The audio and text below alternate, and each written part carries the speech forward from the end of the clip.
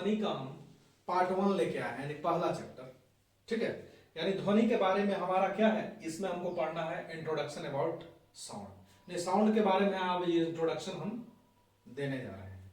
हम लोग साउंड यानी ध्वनि, ध्वनि का ये पहला है, ठीक है, पहला वीडियो है। तो चलिए ध्वनि के बारे में हम लोग सीखना स्टार्ट करते हैं कि ध्वनि है क्या। तो ध्यान दीजिए सबसे पहले कि ध्वनि जो है एक प्रकार का ऊर्जा का रूप है, ऊर्जा का रूप है।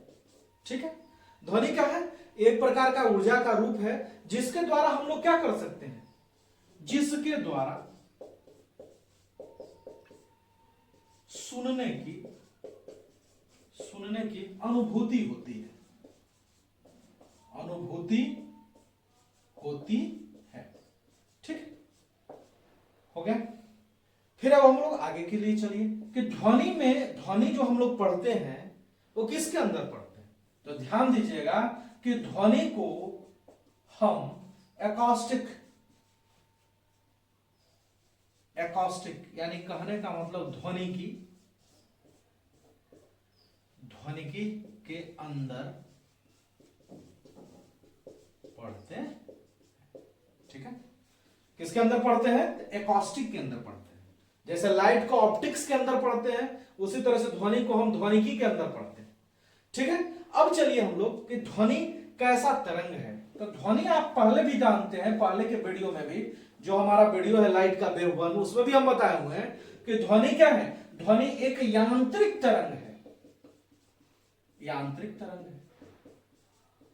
और यांत्रिक तरंग है तो आप जानते हैं, यानी ध्वनि के संचरण के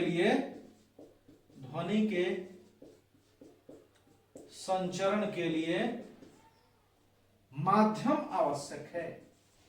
ध्वनि के संचरण के लिए माध्यम क्या है, आवश्यक है। बिना माध्यम का वो संचरण नहीं करेगा, एकदम याद रखिएगा। इसके लिए माध्यम क्या है, आवश्यक है। पढ़ते किसके अंदर है, ध्वनिकी के अंदर। और ध्वनि चूंकि यांत्रिक तरंग है और ध्वनि को संचरण के लिए हमारा माध्यम जरूरी है, मीडियम इसेंशियल है। ठीक है, माध्यम यानी मीडियम हमारा क्या है, मीडियम हमारा जरूरी है। ठीक है, मीडियम मेरा इसेंशियल है। अब हम लोग चलिए कि जब ये चलता है, एक प्रकार का, यह तो जानते ही है कि यांत्रिक तरंग है। ठीक है, ये जब चलता है तो इसमें संपीड़न और विरलन की स्थिति बनती है। तो सबसे पहले चूंकि संपीड़न और विरलन की स्थिति बनती है, इसलिए आप जानते हैं कि ध्वनि कौन सा तरंग है, अनुदैर्घ्य तरंग है। तो सबसे पहले ये लिख लीजिए कि ध्वनि एक अनुदैर्घ्य तरंग है।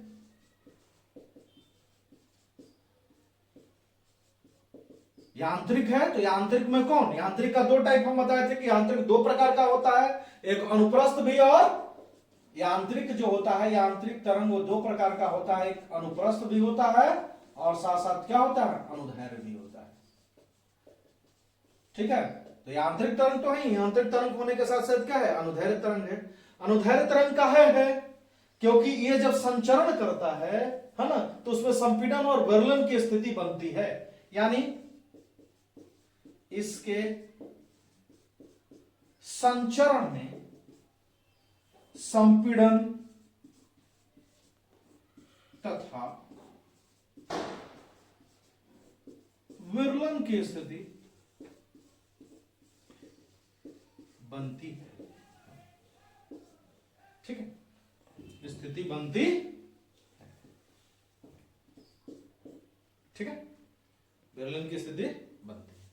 अब चलिए हम लोग आगे की ओर चलते हैं। ठीक है, पहले तो यहां पे समझ लीजिए संपीड़न और विरलन। संपीड़न और विरलन की स्थिति को हम लोग समझने की अब कोशिश कीजिए कि संपीड़न और विरलन के, संपीड़न समझते ही हैं, संपीड़न इस प्रकार से रिप्रेजेंट करते हैं, विरलन थोड़ा दूर दूर, संपीड़न पास पास, विरलन दूर दूर, संपीड़न पास पास, है ना, विरलन दूर दूर। तो यानी कहने का मतलब क्या होता है, संपीड़न और विरलन की स्थिति हो। संपीड़न यानी कंप्रेशन, और विरलन यानी रेरिफैक्शन की स्थिति बनती है। तो कंप्रेशन में ध्यान दीजिए, जहां कंप्रेशन बनता है, याद रखिएगा, बहुत ही महत्वपूर्ण प्रश्न है, यहां से उठता है कि जो आपका संपीड़न होता है वहां पे क्या होता है, माध्यम के कण का घनत्व उच्च होता है, यानी यहां पे कहने का मतलब है कि माध्यम के कण का घनत्व उच्च, ठीक है ना, और दाब भी क्या होता है, दाब भी उच्च होता है। और यहां पे क्या होता है, वर्लन की स्थिति में क्या होता है, ठीक है, कि माध्यम के कण का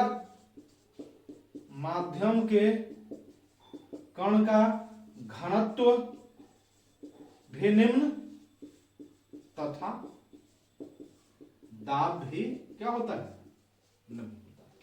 ठीक है, तो इसको फिर बात, कण का घनत्व भी निम्न तथा दाब भी निम्न होता है। ठीक है, तो हम लोग फिर से इसको समझने की कोशिश करते हैं। चलिए ध्वनि के संचरण को फिर से समझते हैं। संचरण क्या होता है, संचरण जब भी होता है, ठीक है ना, तो क्या होता है, संपीड़न विरलन, संपीड़न विरलन, संपीड़न, ठीक है, यानी संपीड़न तथा विरलन की स्थिति होती है। ठीक है, संपीड़न वही कॉम्प्रेशन, विरलन रेरिफैक्शन की स्थिति बनती है, याद रखिए। ठीक है, संपीड़न में होता क्या है, संपीड़न के समय में आप देख रहे हैं कि माध्यम के कण का घनत्व तो क्या होता है, माध्यम के कण का घनत्व उच्च, यहां पे क्या देख रहे हैं, यहां पे माध्यम के कण का घनत्व क्या है, घनत्व यानी डेंसिटी, याद रखिएगा, डेंसिटी क्या है, निम्न है, निम्न है यानी लो है, यहां हाई है। ठीक है, तो कहने का मतलब और क्या है देख रहे हैं हम लोग, ये तो पहला डिफरेंस दिख गया। दूसरा डिफरेंस क्या होता है, यहां पे हाई प्रेशर होता है, हाई प्रेशर पाया जाता है यानी उच्च दाब, और यहां पे क्या होता है, लो प्रेशर होता है, लो प्रेशर होता है यानी निम्न दाब होता है। हाई प्रेशर उच्च दाब, यहां निम्न प्रेशर है ना, निम्न दाब है ना, लो प्रेशर निम्न दाब, यानी माध्यम का कण का घनत्व यहां पे उच्च होगा, यहां पे क्या होता है, निम्न होता है। तो संपीड़न में माध्यम के कण का घनत्व उच्च होगा और विरलन में माध्यम के कण का घनत्व निम्न होगा, यहां पे प्रेशर हाई होगा, यहां पे प्रेशर लो होगा। अब इसी चीज को हम लोग इस प्रकार से भी हम लोग रिप्रेजेंट कर सकते हैं, जैसे ऐसे खींचा, संपीड़न है तो संपीड़न को हम क्रेस्ट से दिखा दें, और विरलन है तो उसको डिच कहिए, डेप्थ कहिए, जैसे कहते हैं, यानी श्रिंग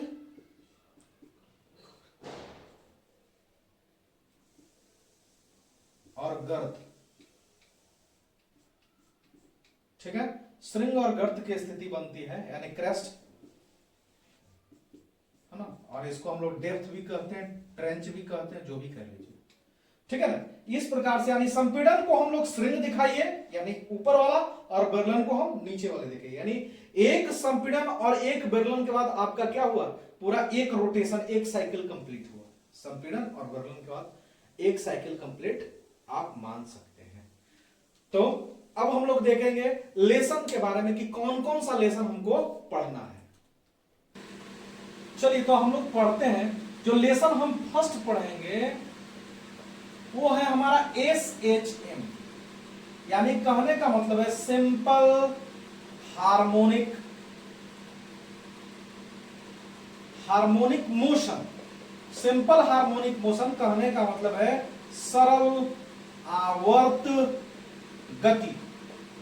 इसका सिर्फ हम ओवरव्यू लेंगे, क्या एक प्रकार का, सिर्फ इसके बारे में हल्की सा जानकारी यहां पे हमको लेना है, ज्यादा यहां पे हमको डेप्थ में SHM नहीं पढ़ना है। वो SHM डेप्थ में हम लोग जनरल फिजिक्स में पढ़ेंगे, ठीक है ना। SHM को पूरी तरह से सिंपल हार्मोनिक मोशन को हम डेप्थ में पढ़ेंगे, जब जनरल फिजिक्स हम लोग पढ़ेंगे तब। यहां सिर्फ एक छोटा सा हल्का सा इसके बारे में जानकारी ले लेना है, ताकि हम लोग क्या करें, प्रॉपर्टीज ऑफ साउंड वेव को डिफाइन कर सके, बस इतना ही करना है और कुछ नहीं। अब देखिए लेसन 2 जो हमारा आएगा हो सकता है कि एक दिन में दो दो लेसन हो जाए, है ना। लेसन 2 जो है हमारा, उसको कहते हैं प्रॉपर्टीज ऑफ साउंड वेव। क्या कहेंगे, यानी कहने का मतलब है ध्वनि तरंग का गुण। इस चीज को हम लोग आगे भी लिखेंगे, जब भी हम लेसन लिखेंगे तो उसका हिंदी और इंग्लिश दोनों चलेगा, है ना। इसलिए आप हड़बड़ाइएगा नहीं।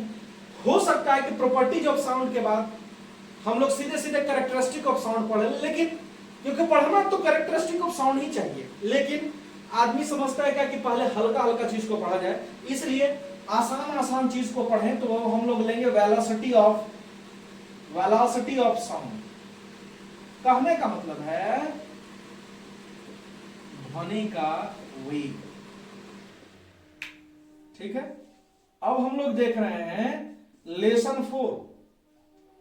ठीक है, लेसन 4 में हम लोग आएंगे। लेसन 4 में हम लोग आते हैं, उसमें हम लोग पढ़ेंगे reflection and refraction of sound. ठीक है, reflection and refraction of sound, यानी कहने का मतलब है ना, ध्वनि का परावर्तन तथा अपवर्तन। ठीक, उसके बाद लेसन 5 में हम लोग चलेंगे। पढ़ने के बाद 4 पढ़ने के बाद हम लोग लेसन 5 में चलेंगे। उसमें हम लोग चलेंगे अल्ट्रा सोनिक साउंड वेव, यानी हिंदी कहा जाए तो पराश्रव्य ध्वनि तरंग। याद रखिएगा, पराश्रव्य ध्वनि तरंग, याद रखिएगा। ठीक है, अगला जो लेसन है 6 नंबर, वो आ जाता है हमारा, जिसको हम लोग कहते हैं characteristic of sound.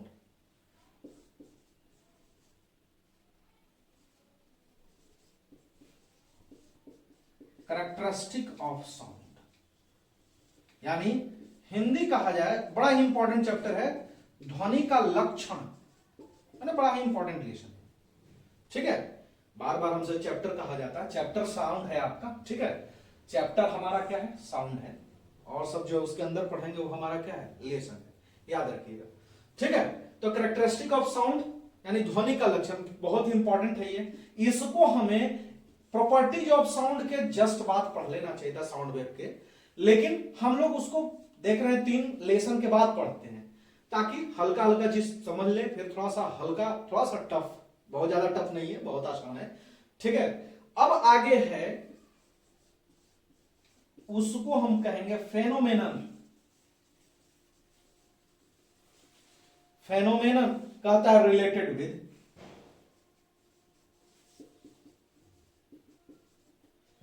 With sound, कुछ ऐसा फेनोमेनन जो साउंड से रिलेटेड है।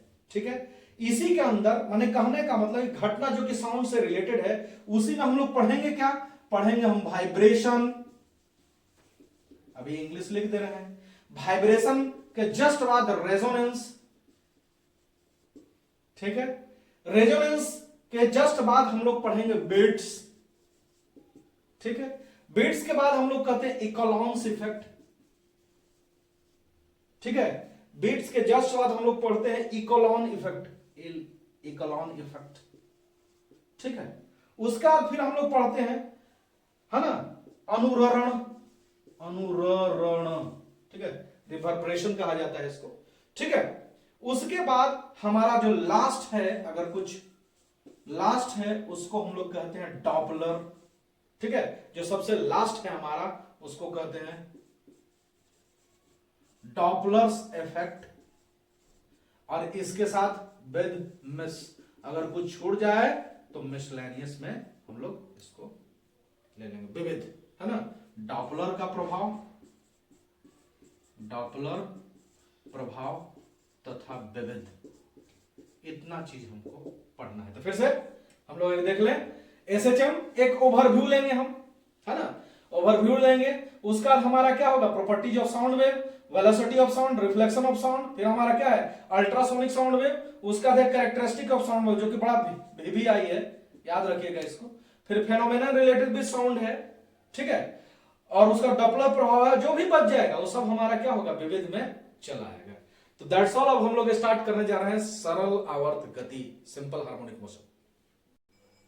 तो चलिए अब हम लोग चलते हैं लेसन 1 में। लेसन 1 है आपका SHM, जिसको कि हम लोग कहते हैं सिंपल हार्मोनिक मोशन, है ना। इसका सिर्फ हमको ओवरव्यू लेना है, ठीक है, याद रखिएगा ओवरव्यू हमको चाहिए, यानी कहने का मतलब है सरल आवर्त गति, सरल व्यू लेना है, ठीक है। तो सरल आवर्त गति में हम लोग सबसे पहले जान लीजिए, ये हमारा क्या कहलाता है बॉब, है ना, ये हमारा क्या है लोलक, ठीक। यहां से यहां तक जो लंबाई है इसको हम लोग क्या कहते हैं L, इसको हम लोग क्या कहते हैं गुरुत्व केंद्र, गुरुत्व केंद्र यानी सेंटर ऑफ ग्रेविटी, ठीक है, गुरुत्व केंद्र कहते हैं। अब इसी चीज को हम लोग यहां पे समझिए, आगे हम लोग जो SHM पढ़ेंगे उसमें सब इसके बारे में डिस्क्राइब करेंगे पूरे, है ना। यहां थोड़ा सा हम लोग शॉर्टकट बरतने की कोशिश कर रहे हैं, ठीक है, क्योंकि यहां हमको बस हल्का सा इसके बारे में जान लेना है। जैसे देखिए इसको इस स्थिति में अगर है लोलक तो इसको हम लोग क्या कहते हैं माध्य स्थिति, क्या कहते हैं माध्य स्थिति यानी मीन पोजीशन। मीन पोजीशन से इधर चला आया तो इसको हम लोग क्या कहते हैं एक ओर का महत्तम विस्थापन, महत्तम विस्थापन, महत्तम विस्थापन वही एक्सट्रीम, एक्सट्रीम पोजीशन। इधर आ गया उसी तरह से आ गया महत्तम, दूसरे तरफ का महत्तम विस्थापन हो गया, दूसरे तरफ का महत्तम विस्थापन, यानी कहने का ये A है, ये B है और ये C है। तो माध्य स्थिति से कहता है, माध्य स्थिति से एक तरफ का महत्तम विस्थापन, फिर माध्य स्थिति होते हुए दूसरे तरफ के महत्तम विस्थापन, फिर से माध्य स्थिति में आ जाए तो हम उसको क्या कहेंगे एक पूर्ण दोलन कहेंगे। फिर से एक पूर्ण दोलन कब कहेंगे जब माध्य स्थिति से महत्तम विस्थापन, महत्तम विस्थापन से फिर दूसरे तरफ के माध्य स्थिति और फिर हमारा माध्य दूसरे तरफ के महत्तम विस्थापन का फिर से हमारा माध्य स्थिति में चला है तो हम लोग क्या कहेंगे एक पूर्ण दोलन। तो हम लोग पढ़िए एक पूर्ण दोलन, है ना, एक पूर्ण दोलन। एक पूर्ण दोलन कहने का मतलब है कि वन कंप्लीट ओसिलेशन, एक पूर्ण दोलन। एक पूर्ण दोलन हम लोग किसको कहेंगे, है ना, यही ना कह सकते हैं कि जब लोलक, है ना, बिंदु A से B तथा B से C के बाद पुनः A पर क्या है चला रहा है तो हम लोग क्या कहेंगे उसको एक पूर्ण दोलन कहेंगे, ठीक है। उसको हम लोग फिर क्या कहेंगे एक पूर्ण दोलन कहेंगे। तो थोड़ा सा इसको हम मिटा देने की कोशिश करते हैं, है ना, मिटाने का फिर से कहेंगे। हो सकता है आपको बढ़िया से लिखने नहीं लिखा पाया है तो हो सकता है कि आपको समझने में दिक्कत हो, तो चलिए हम लोग उसको फिर से लिखने की कोशिश करते हैं। चलिए तो फिर से देख लीजिए, है ना, यहां पे फिगर में यह माध्य स्थिति है जिसको हम A कह रहे हैं, महत्तम एक तरफ का महत्तम विस्थापन है जिसको B कह रहे हैं और दूसरे तरफ का महत्तम विस्थापन है जिसको हम C कह रहे हैं। तो एक पूर्ण दोलन कहने का मतलब यही है कि एक पूर्ण दोलन यानी वन कंप्लीट ओसिलेशन कहने का मतलब यही है। क्या कहेंगे, है ना, ये पहला हम लोग डिफाइन कर रहे हैं कि क्या हो कि जब पेंडुलम ए से बी, बी से सी, है ना, तथा सी के बाद पुनः ए पर चला आए एक पूर्ण दोलन कहलाता है। क्या कहलाता है? एक पूर्ण दोलन कहलाता है। यानी ए से बी, बी का फिर सी का फिर से ए पे आ जाए तो हम लोग क्या कहेंगे? एक पूर्ण दोलन कहेंगे। अब दूसरा कहता है जिसको हम लोग कहते हैं आवर्त काल। आवर्त काल, ठीक है, आवर्त काल यानी कहने का मतलब टी, यानी टाइम पीरियड, ठीक है। तो कहने का मतलब है कि हम लोग क्या कहेंगे कि एक जो पूर्ण दोलन में, एक पूर्ण दोलन में लगा समय क्या कहलाता है? आवर्त काल कहलाता है, ठीक। और इसे हम लोग क्या करते हैं? इसे कैपिटल टी द्वारा सूचित करते हैं तथा सेकंड में मापते हैं। किसमें मापते हैं? सेकंड, एस, है ना, में मापते हैं। यानी कहने का मतलब एक पूर्ण दोलन यानी ए से बी, बी से सी, सी का ए पर आने में जितना समय लगा उसको हम लोग क्या कहते हैं? आवर्त काल कहते हैं। यानी एक पूर्ण दोलन में लगा समय हमारा क्या हुआ? आवर्त काल कहलाएगा, जिसको हम टी से सूचित करते हैं। और सेकंड में यानी यहां से यहां के बाद फिर से यहां और फिर यहां तक आने में जितना समय लगा उसको हम लोग क्या कहेंगे? आवर्त काल। और आवर्त काल के बाद तीसरा आइए जिसको हम लोग कहते हैं आवृत्ति। आवृत्ति कहने का मतलब फ्रीक्वेंसी, है ना, है ना। तो हम लोग जानते हैं कि एक सेकंड में किए गए पूर्ण दोलनों की संख्या को क्या कहते हैं? आवृत्ति कहते हैं।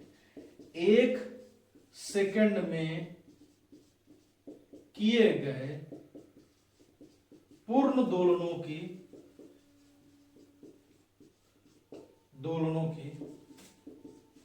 संख्या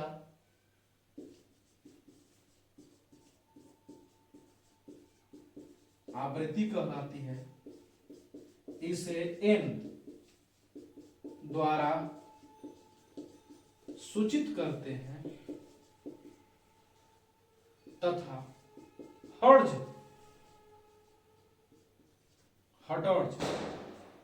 में क्या करते हैं?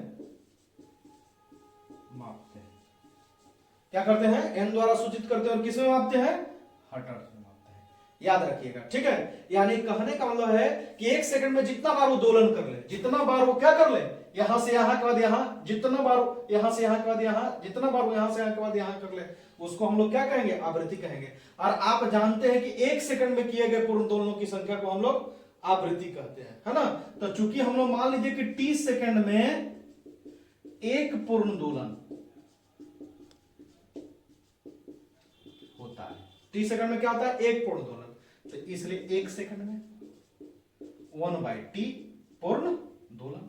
यानी कहने का मतलब है कि n बराबर क्या हो गया? 1/t।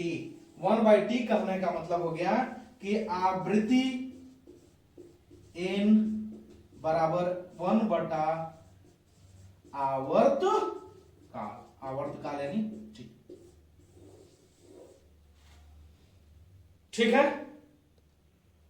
चलिए आगे चलते हैं। चलिए 4 नंबर में हमको समझना है किसके? तरंग दैर्घ्य के बारे में, जिसको हम लेमडा से रिप्रेजेंट करते हैं। इंग्लिश में हम लोग कहते हैं वेव लेंथ। क्या कहते हैं इंग्लिश में?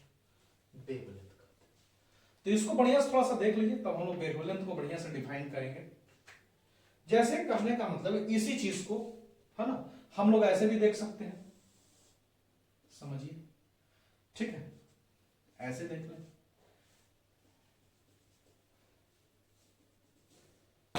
इधर से कहा गया, इधर महत्तम विस्थापन,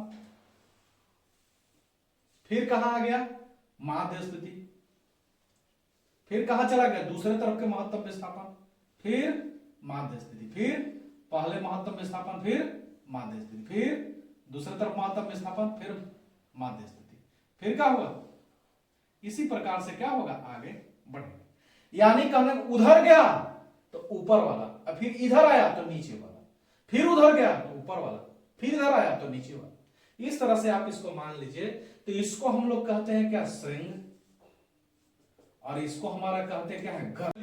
तो हम लोग यही कह सकते हैं ना कि दो लगातार श्रृंग या दो लगातार गर्त, दो लगातार श्रृंग और दो लगातार गर्त के बीच की दूरी को हम लोग क्या कहते हैं, तरंग दैर्घ्य कहते हैं।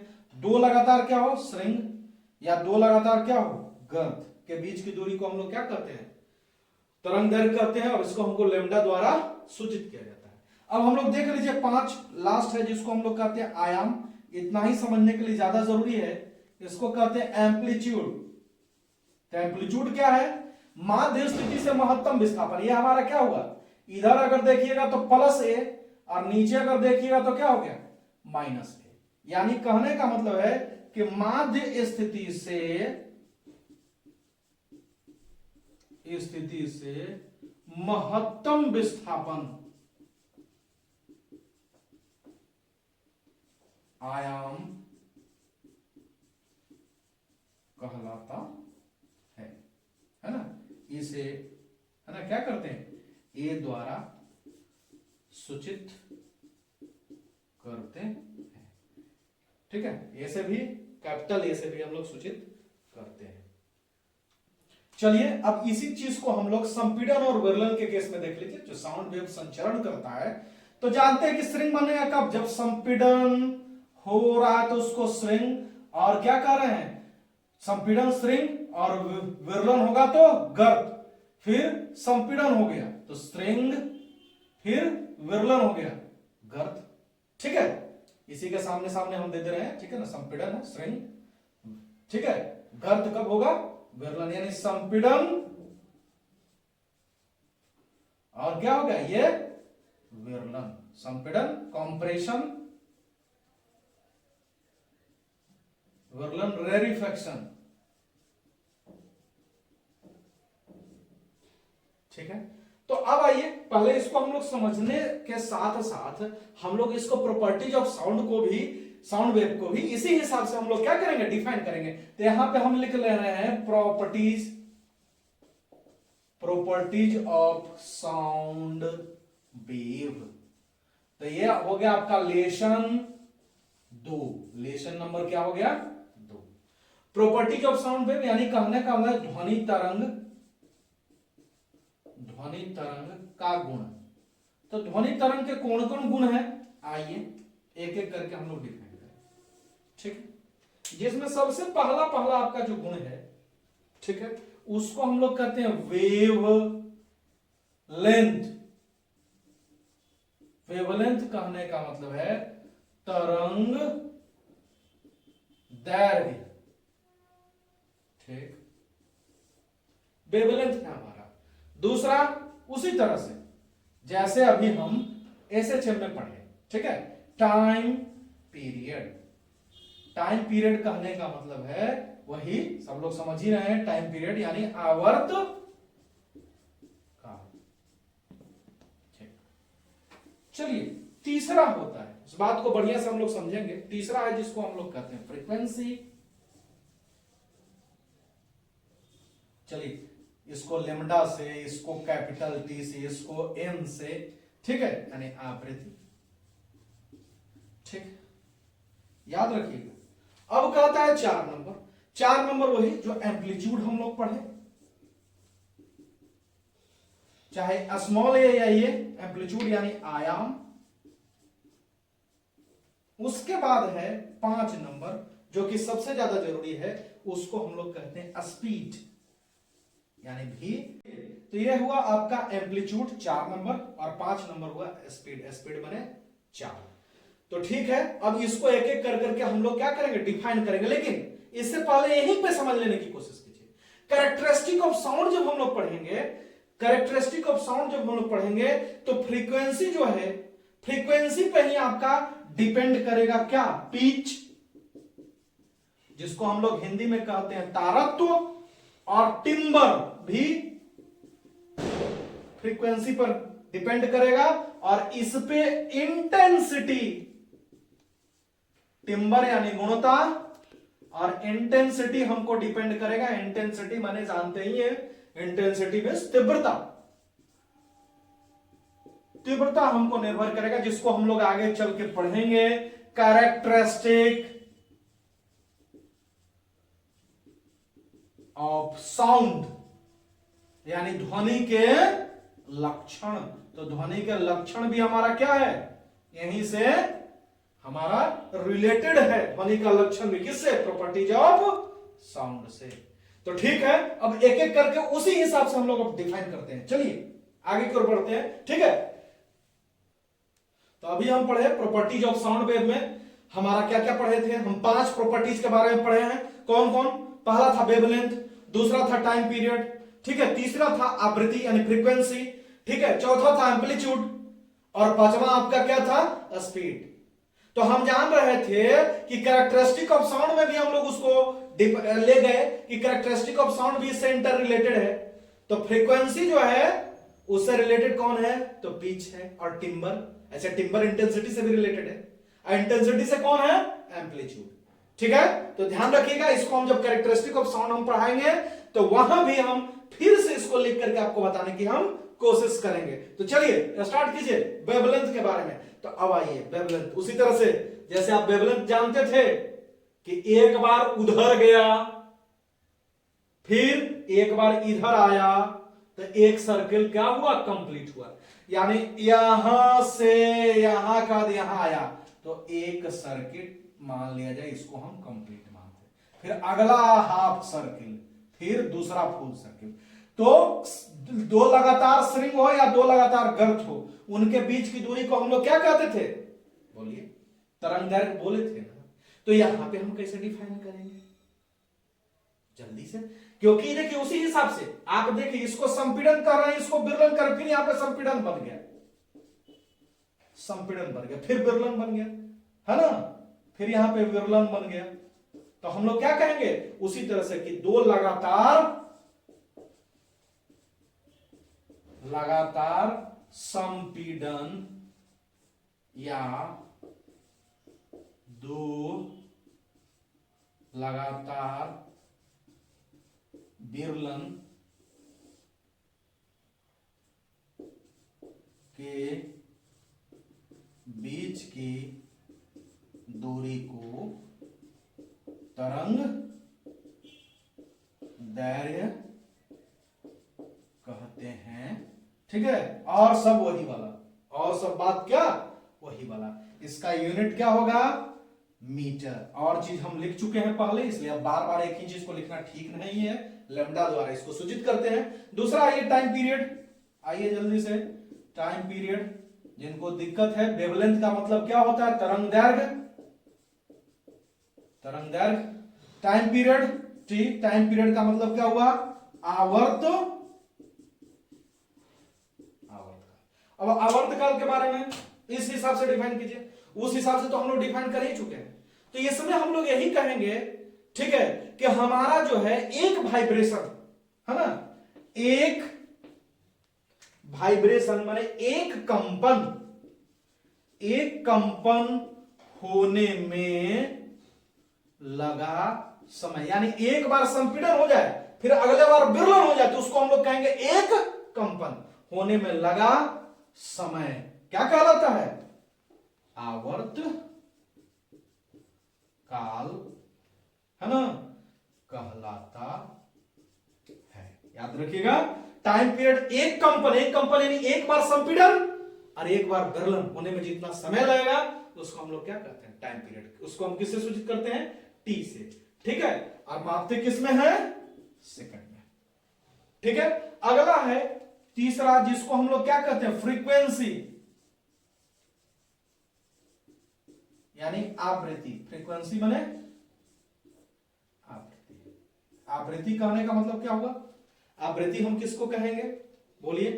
तो वही बात अब वहां पे आ गया, है ना, एक कंपन कहने का तो वाइब्रेशन से है, तो बात वही कि 1 सेकंड में किए गए वहां पूर्ण दोलनों की संख्या थी, यहां पे क्या होगा, पूर्ण कंपनों की संख्या। ठीक है ना, तो हम लोग क्या कहेंगे, नंबर ऑफ वाइब्रेशन पर सेकंड, यानी कहने का मतलब 1 सेकंड में किए गए पूर्ण कंपनों की संख्या, पूर्ण कंपनों की संख्या क्या कहलाएगा, आवृत्ति कहलाएगा। ठीक है, आवृत्ति कहलाएगा। उसके बाद फिर हम लोग देखते हैं आगे, आवृत्ति कहलाएगा। आवृत्ति के बाद हमारा जो है वो हम लोग पढ़ेंगे एम्पलीट्यूड। तो चलिए अब हम लोग आयाम के तरफ चलते हैं। आयाम हम किसको कहेंगे, तो आयाम है उसी प्रकार से जैसे था आयाम, मैक्सिमम डिस्प्लेसमेंट, ये क्या था आपका, माध्य स्थिति, ये माध्य स्थिति था ना।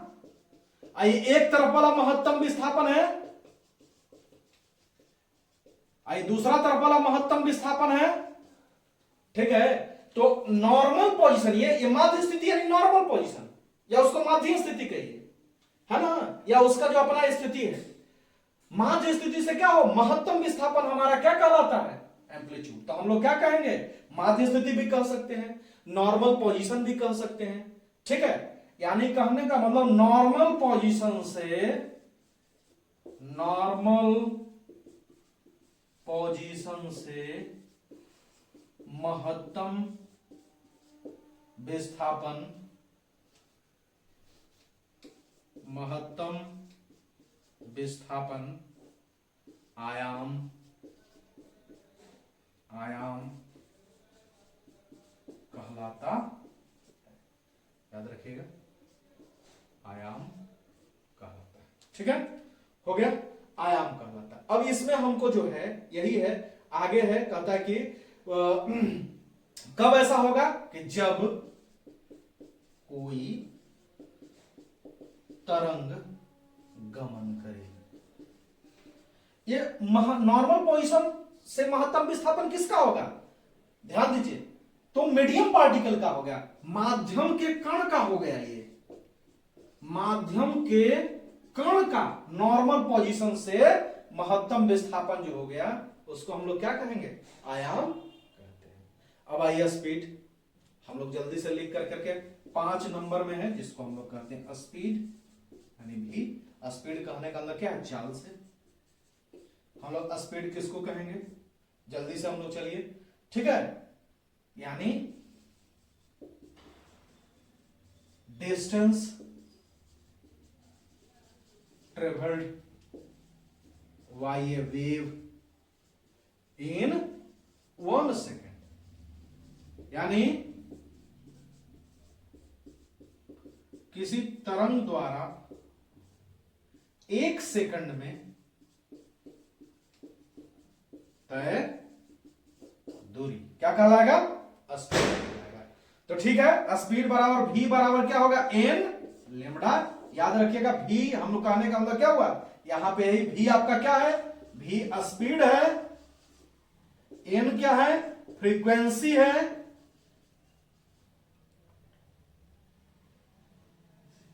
फ्रीक्वेंसी है, और लेमडा जो है वो वेवलेंथ है, यानी तरंग दैर्घ्य है।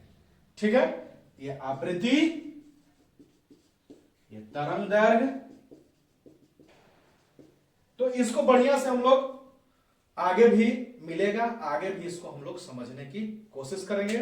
तो बस यहीं तक हम विराम देते हैं, इस वीडियो को हम एंड करते हैं। यानी आज जो हुआ आपका इंट्रोडक्शन ऑफ साउंड का पहला जो है, हमारा पहला इसका जो पार्ट है वो हमारा आज कंप्लीट हुआ, जिसमें हम 2 लेसन पढ़ लिए, एक एसएचएम और दूसरा हम लोग पढ़े प्रॉपर्टीज ऑफ साउंड वेव। चलिए ठीक, थैंक यू।